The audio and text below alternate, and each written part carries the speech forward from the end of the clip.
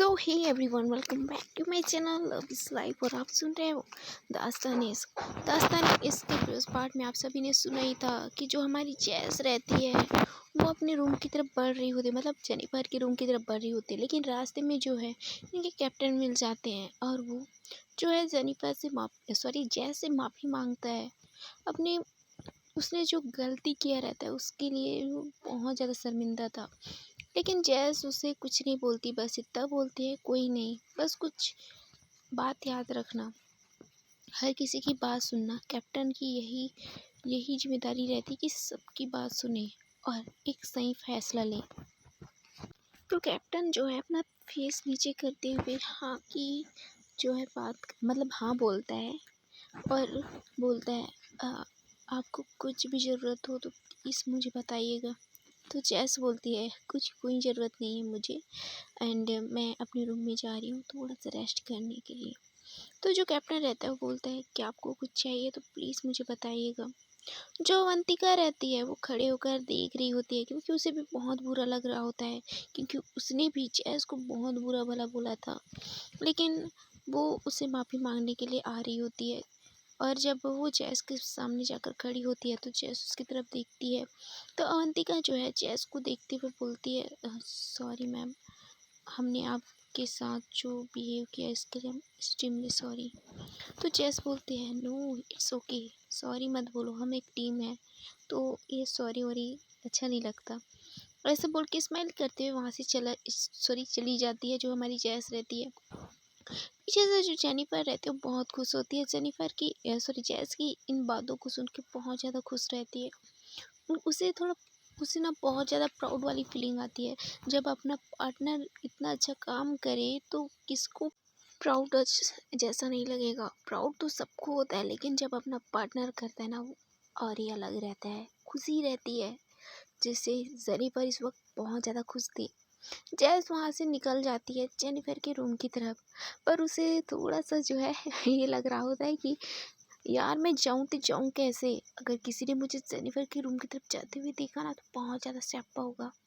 ऐसे बोल के वो चुपचाप तो जा रही होती है और पीछे मुड़ के देखती है कहीं जेनिफर तो नहीं आ रही है या कोई मुझे देख तो नहीं रहा है। ऐसे बोल के वो जो है रास्ते से जा रही होती है चुपचाप।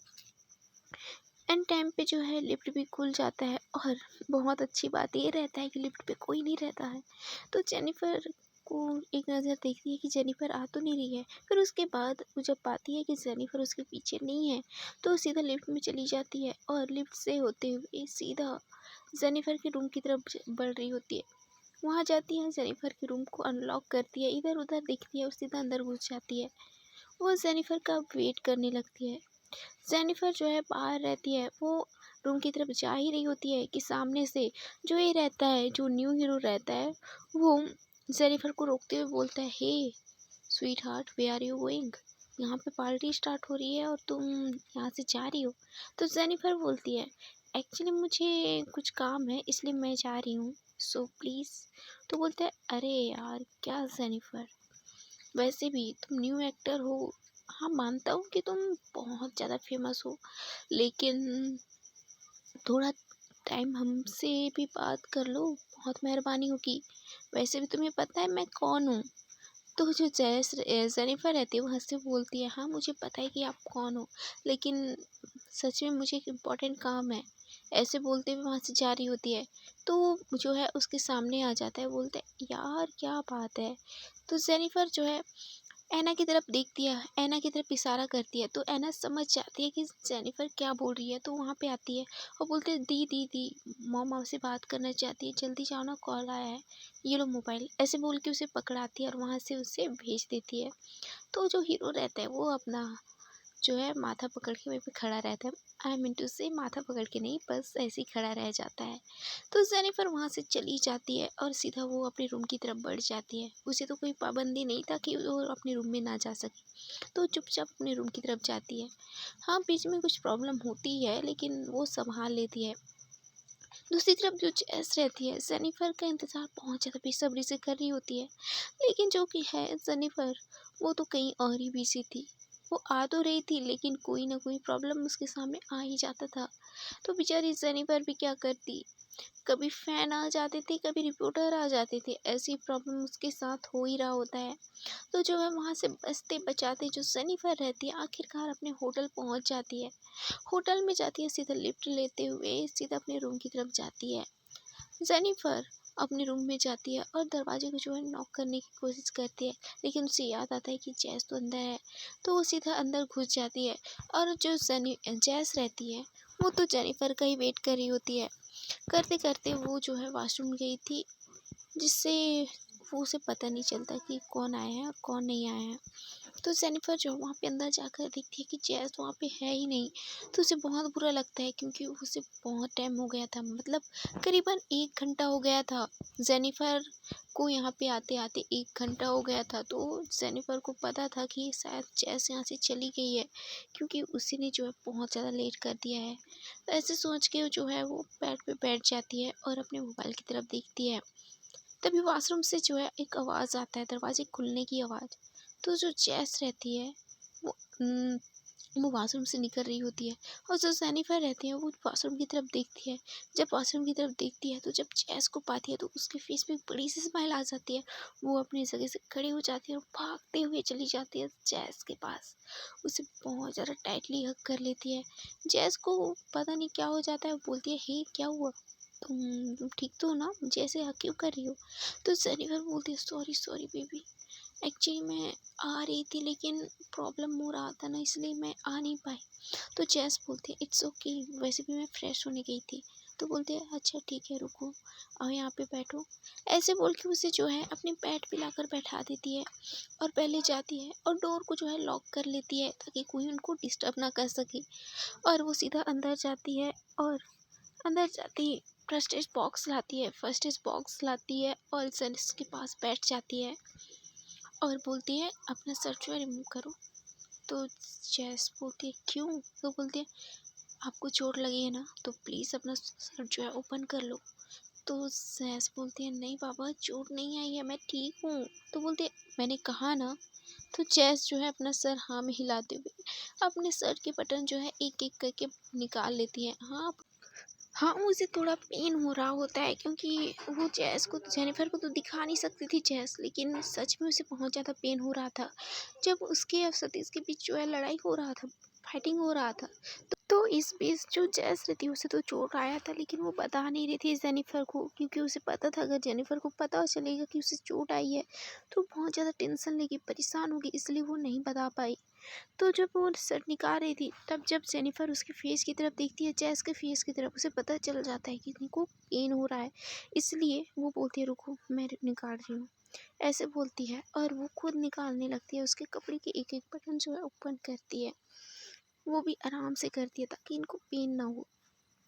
शर्ट के बटन रिमूव करती है और सब कपड़े को भी उसके बदन से अलग कर देती है, और अपना जो फर्स्ट एड बॉक्स रहता है वहाँ से एक क्रीम लेती है, और जहाँ जहाँ पे जो है जैस के बदन पे जो है चोट आई रहती है, वहाँ पे जो है वो क्रीम अप्लाई कर रही होती है। जब जेनिफर उनके उन चोटों पे जो है क्रीम अप्लाई कर रही होती है, तो जैस को बहुत ज़्यादा पेन हो रहा होता है।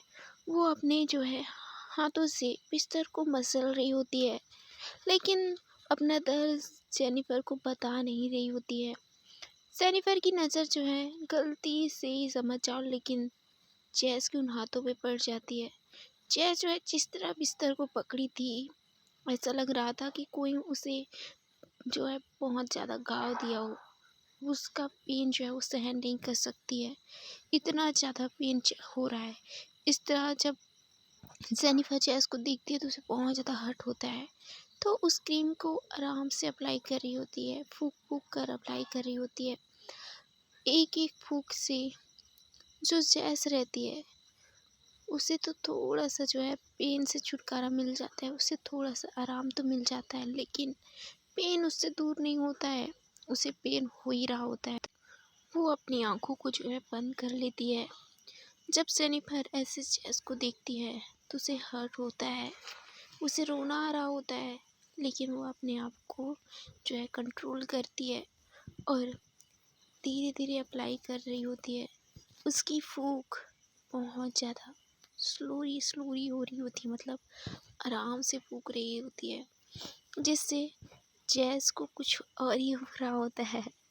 वो उस चीज़ को महसूस कर रही होती है, जैस के उन जेनिफर के उस फूक को महसूस कर रही होती है, उसकी उन सांसों को महसूस कर रही होती है। जब जेनिफर जैस के इतनी करीब होती है तो जैस को थोड़ा अलग सा महसूस हो रहा होता है, थोड़ा अजीब सा महसूस हो रहा होता है, एक बेचैनी सी महसूस हो रही होती है, लेकिन वो खुद को कंट्रोल कर रही होती है। जेनिफर जो है धीरे धीरे अप्लाई करते करते उसके जेनिफर की जैस की बॉडी को जो है टच भी कर रही होती है, क्योंकि अप्लाई करते समय क्रीम तो उसके हाथों में था ना, तो इसलिए वो आराम से अप्लाई कर रही होती है फूंक मारते हुए। वहाँ पे जब शोल्डर पे जब क्रीम अप्लाई करते हुए वो नीचे आ रही होती है तो जेनिफर जो जैस की उस टमी पे चली जाती है, क्योंकि वहाँ कुछ ज़्यादा ही चोट आया था, क्योंकि वहाँ पे जो है बहुत ही ज़्यादा रेडनेस हुआ रहता है और वहाँ का जो एरिया था वो थोड़ा सा ब्लैक भी हुआ रहता है, जिससे देखकर जैस को जेनिफर को बहुत ज़्यादा जो है ये लग रहा होता है, मतलब डर लग रहा होता है कहीं ज़्यादा तो पेन नहीं हो रहा है, क्योंकि बॉडी पे कहीं भी रेडनेस हुआ रहता है तो चलो हम मान लेते हैं, लेकिन वहाँ पे थोड़ा सा जो है ब्लैकनेस भी हुआ रहता है। और ब्लैकनेस कब होता है ये तो आप लोगों को पता ही रहा है कि ब्लैकनेस जो है एक जख्म को बहुत ज़्यादा गहरा बनाने के लिए जो है उस जगह पे ब्लैकनेस हुआ रहता है। इस तरह जब जेनिफर जब देखती है तो उसे बहुत ज़्यादा बुरा लगता है, उसकी आंखों में आंसू आ रहे होते हैं, वो रो रही होती है, लेकिन वो जैस को नहीं बता रही होती है, क्योंकि उसे पता था कि जैस जो है उसे ये सारी बात छुपाना चाहती है, इसलिए वो भी जैस को ये बात नहीं बता रही होती कि वो रो रही है। इसलिए वो जो है धीरे धीरे वहाँ पे अप्लाई कर तो रही होती है, लेकिन जब वहाँ पे जेनिफर अप्लाई जब करती है क्रीम को तो उस समय जैस को बहुत ज़्यादा पेन हो रहा होता है। अब उसे वो पेन जो है सहन नहीं हो रहा होता है, तो जो जैस रहती है जेनिफर के जो है बाजू को पकड़ लेती है। जब बाजू को पकड़ती है तो थोड़ा सा तेज पकड़ लेती है, क्योंकि उसे वो पेन सहन नहीं हो रहा होता है, तो इस दौरान वो जेनिफर को कुछ ज़्यादा ही ज़ोर से पकड़ लेती है। तो जेनिफर को जब अपने अंदर जब पीड़ा मतलब दर्द का महसूस होता है, तो वो जब जेनिफर जो है जैस की तरफ देखती है तो उसे पता चल जाता है कि इसे बहुत ज़्यादा पेन हो रहा है, क्योंकि वो जेनिफर को बहुत ज़्यादा टाइटली पकड़ी रहती है जैस जो है। तो जेनिफर जो है कुछ नहीं बोलती, क्योंकि उसे पता था कि इनको बहुत ज़्यादा पेन हो रहा है, इसलिए वो उस पेन अपने पेन को सहन करते हुए जैस के उस टमी पे वो क्रीम अप्लाई कर देती है। क्रीम अप्लाई करने के बाद उसके बॉडी को अच्छे से चेक करती है कि कहीं और तो नहीं हुआ है, तो वहाँ पे और कहीं पे नहीं हुआ रहता है, बस उसके फेस के लिप्स के कोने पर एक थोड़ा सा जो है ब्लड आ रहा होता है, उसे भी वो क्लीन कर लेती है और अच्छे से वहाँ पे भी जो है क्रीम अप्लाई कर लेती है। क्रीम अप्लाई करने के बाद वो बोलती है आप ठीक तो हो ना? तो जैस बोलती है मैं ठीक हूँ बेबी। तो बोलती है पक्का ना? तो बोलते हैं हाँ जान मैं ठीक हूँ। तो जो जेनिफर रहती है जैस को टाइटली हग कर लेती है। जब हग करती है तो जेनिफर के जितने भी आंखों के आंसू रहते हैं जैस के शोल्डर पे गिर रहे होते हैं, तो पता चल जाता है कि जैस को कि जेनिफर रो रही है, तो उसके बैक को सहलाती हुई बोलती है हे बेबी क्या हुआ, आप रो क्यों रही हो? देखो मैं ठीक हूँ बाबा, एकदम ठीक हूँ, देखो फर्स्ट क्लास एकदम मस्त हूँ।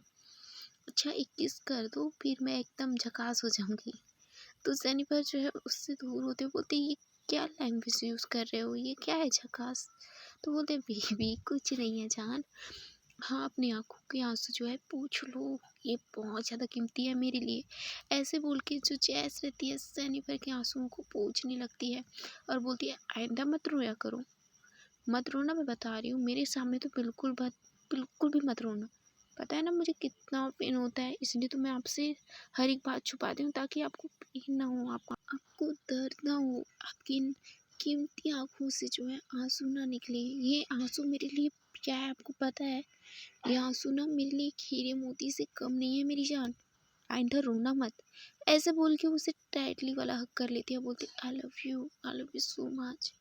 ऐसे बोलते हुए जो चैस रहती है उसे हक कर लेती है और बोलती है आप ठीक हो जाओ। जेनिफर ये बोलती है और रोने लगती है, तो बोलती है हे मैंने बोला ना मत रो, मैं ठीक हूँ ना पापा, मत रो। तो जेनिफर बोलती है नहीं रो रही हूँ ना। अच्छा आपने कुछ खाया है? तो जैस बोलती है हाँ अभी तक तो नहीं खाया है क्योंकि मेरी जो बीवी है उसने मुझे अभी तक कुछ खिलाया नहीं है। तो जेनिफर हंसते बोलते अच्छा आपने कुछ नहीं खाया? तो बोलती है कुछ नहीं खाया, बहुत तेज़ से भूख लगी है मुझे। तो जैस बोलती है रुकिए। ऐसे बोल के वो अपने मोबाइल को उठा लेती है, बोलती है रुको मैं खाने का ऑर्डर देती हूँ। ऐसे बोल के वो कॉल करती है और नीचे से कैंटीन में कॉल करने के बाद वहाँ से जो है खाना ऑर्डर करती है। तो जो कैंटीन वाला रहता है वो समझ जाता है कि जेनिफर का कॉल है, तो जो है सीधा उनका ऑर्डर जो है लेता है और उनके रूम की तरफ करीबन आधे 1 घंटे में निकल जाता है। जैस और जेनिफर एक दूसरे को हक करके बैठे रहते हैं। जेनिफर को जो है थोड़ी सी फीलिंग आ रही होती है क्योंकि जैस जो है बस सिंगल ड्रेस में बैठी रहती है जिससे इन दोनों की बॉडी टच हो रही होती है। तो जैस को जेनिफर को बहुत ज़्यादा फीलिंग आ रही होती है और दूसरी तरफ जो जैस रहती है उसी फीलिंगों का जो है सैलाब घेरा रहता है, लेकिन वो कंट्रोल करके बस बैठी रहती है क्योंकि उसे पता है कि अभी जेनिफर परेशान है, इसलिए वो कुछ नहीं करती। ऐसे ही दोनों आधे घंटे तक बैठे रहते हैं एक दूसरे को हक करके। तभी इनके रूम के बाहर नॉक नॉक होती है।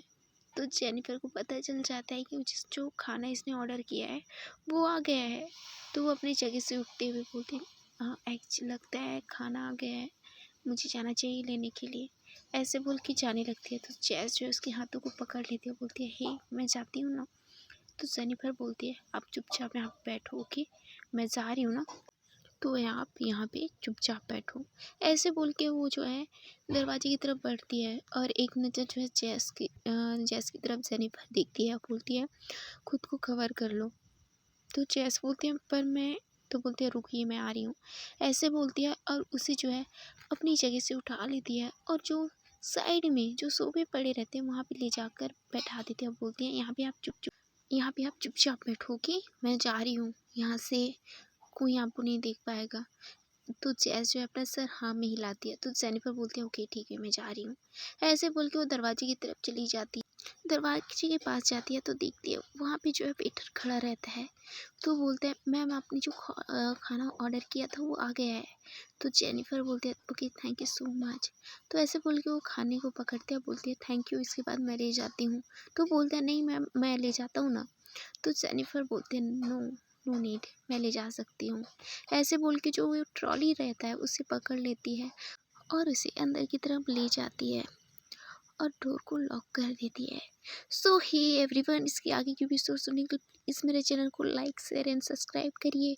और सॉरी मैंने 2 दिनों से वीडियो अपलोड नहीं कर पाई, एक्चुअली कुछ काम था इसलिए नहीं कर पाई। देन आज मैं कर रही हूँ। और चलिए इसके आगे एपिसोड तो आप नेक्स्ट पार्ट में सुनोगे।